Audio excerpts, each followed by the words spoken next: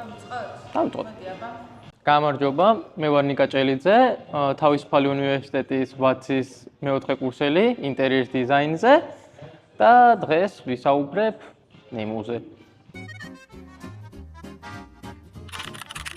ალბათ გააჩნია თვითონ პროექტსაც, იმიტომ რომ ხშირად ისე არის, რომ სივრცეს უნდა მოერგო და მაგიტო ძალიან ხშირად სივრცე არის ხოლმე მეტყველი, მაგრამ ხანდახან არის, რომ მაგალითად როცა ნემოზე ვმუშაობდი და ნემოს ინსტალაციაზე, ბოლომდე იდეა იყო მამოძრავებელი.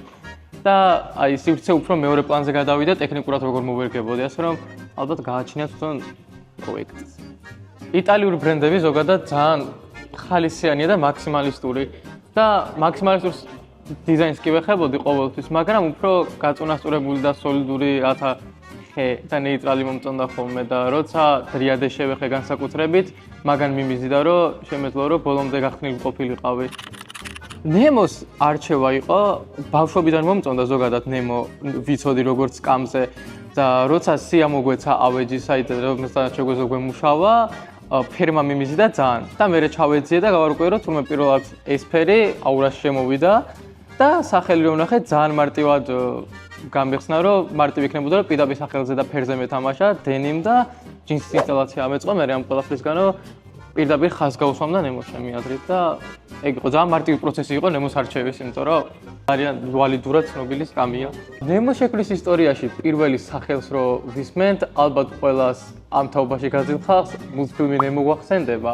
მეც პირველი მან წავედი და მე ცოტა რომ ჩავეძიებით, უფრო რაღაც ბერძნულ მითოლოგიაში გადადის და ზოგადად სახის იდეაზე, სკამის რო სახე არის და სხეული მის უკან იმალება, რაღაცა ძალიან ფილოსოფიურ ალეგორიულ რაღაცებში თამაშობს და მაგით უფრო საინტერესო ხდება.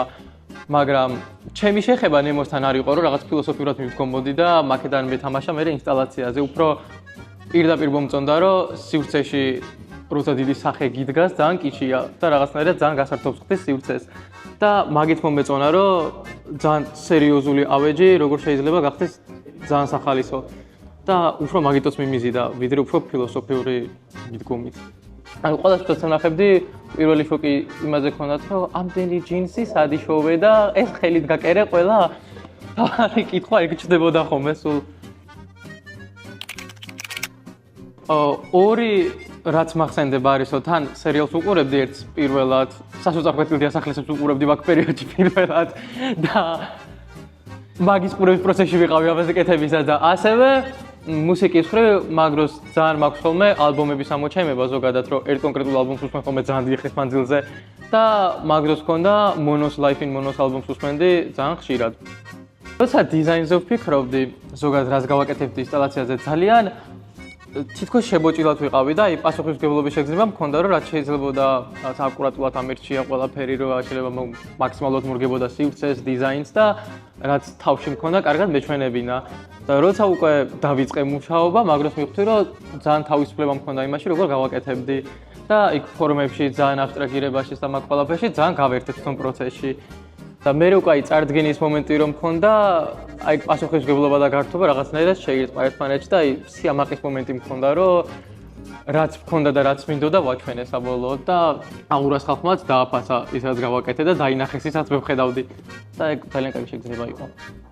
თვითონ ნემოს ხასიათშიც ის მიყვარს, რომ ყველა სივრცეს ერგება, ინტერიერი როგორიც არ უნდა გააკეთო, ძალიან მინიმალისტური, მაქსიმალისტური, გარე სივრცე გინდა, შიდა სივრცე გინდა, მისი მასალიდან გამომდინარეც ყველა სივრცეს ერგება და ეგ მომწონდა, რომ ჩემი ინსტალაციაც რაღაცნაირად ძალიან რბილი ინსტალაცია რადგან იყო და ინდივიდუალური პანელები შეგეძლო, რომ ნებისმიერ სივრცეზე მოგერგო.